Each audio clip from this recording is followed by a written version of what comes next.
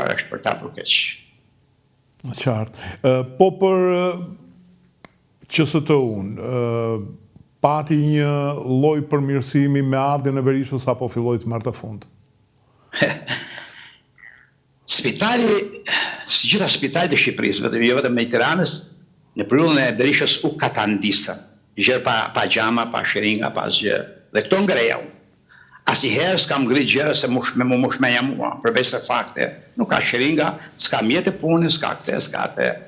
Mirë po, vinin tonelatat e ndihmave nga perëndimi dhe makinët nuk vinë asnjë në spital.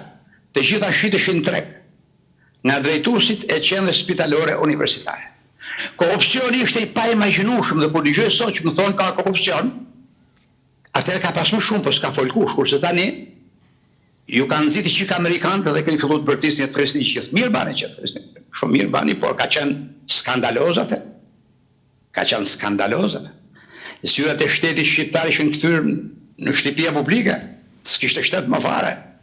Kështu që më vjen keq kur shtuan të vërteta siç janë. Imagjinoj sikur të ketë një hetusi nga Amerika, natyrisht, po tham nga hetusia e Lojës, se nuk ka kështu. E të shikoj se sa është vjedhur aty, sa miliarda janë vjedhur në ato spitale. Unë isha këtë verë, sepse s'kam marrë shumë isha këtë verë dhe me që se s'mje njëri atje tani sepse kam pasi ndryshim shëndetësor, rrenjën e flokut totalisht nuk mje njëri, shkova gjitha spitalet, i pash. Atje në hedhë milionat, ka ndryshu si nata me ditën spitali, ato klinika e në bërë super moderne, por shërbimi brenda harrojë se do të jetë masin socializëm. Do të harrojnë shqiptarët. E vërtet është, ka problematikat e veta. Ka problematika. Do të harrojnë, dhe unë them që ato nuk kanë faj. Ja pse nuk kanë faj. Imagjino mjeku, që shikon nga pengjerja që ai që dje i ka vjedhur biçikletën sot po ban 10 kaçe, kurse ai ka një orë për të mbyll muajin apo infermieri. Në këto kushte mos prit morale nder nga ata. E thënë vërtetën. Për sa i përket asaj nuk është bas një lloj reforme. Unë po të vi tani me juve të shkojmë në spital, do e gjejmë kryeministër dhe kryeministere që janë tash 40 vjet, servil dhe plastalin e shefave. Nuk ka sjellë reforme, nuk në ku në perëndim kjo. Edhe që dhja ma madhe është, se po të shikosh klinika private në Tiranë janë super moderne, unë i pash, super moderne. S'ka me se ndryshim nga perëndimi. Pra mjeku në klinikë private i bërë ka është bukur klinikën private. Pa të shtetëror, pëse nuk e parë. Nuk ka sjellë reforme, Unë po t'isha atje, po ta kisha ndorë të vaj reforme rrejnësore, jo me mente mia, por duke marrë një model perëndimor. Ka një problem në fakt midis ndërgjegjes dhe pagesës. Duhet thënë që pagesa është e ulur shumë, por ndërgjegja ka humbur fare. Edhe këtu në Amerikë nuk merren me ndërgjegjen, por merren me disiplinën. Disiplina krijon ndërgjegjen.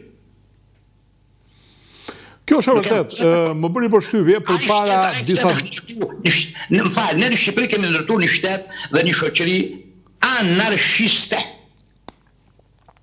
Nuk nokon bo çfarë shikojnë në Shqipëri. Gjin, juve keni qenë i vjetër dhe jeni i vjetër në sistemin e shëndetësisë. Më ka bërë përshtypje kur kam qenë i vogël, kam shkuar në spitalin ushtarak dhe shkova edhe përpara 4 ditësh në atë që sot quhet Spitali Traumës, ish spitali ushtarak. Mbaj mend që atëherë nuk është se kanë qenë rrokat e mëdha, por mbaj mend që korridoret e atij spitalit ishin të shtruara me rrugica. Ti si kur hyje në një hotel me 4-5 hyje. Pastërtia ishte e jashtëzakonshme, ndërsa kur shkova para 4-5 ditësh patjetër, kishte rregull, pastërti brenda mundësive, por ftohtë qamet, një ftohtë i tmerrshëm. Pra ka të bëj shumë edhe drejtuesi i institucionit, ka të bëj shumë edhe mjeku. Jo, rregullat që ke vend, rregullat rregullore që ke vend dhe si zbaton. Po nuk mund rregulla rregullore si zbaton, nuk mund të ecë as i shoqëri. Do të thënë, nëse do kishte rregulla si në Amerikë, siç janë në Amerikë, nuk do të ishit tash kaq ditë, ka shau dokument që është arrestuar ish presidenti, po sa na ka vjedh ish presidenti. Është kryer shoqëria anarkiste aty më. Ajo shoqëri dhe ai popull sikur nuk e do shtetin, sikur nuk do shtetin e vet.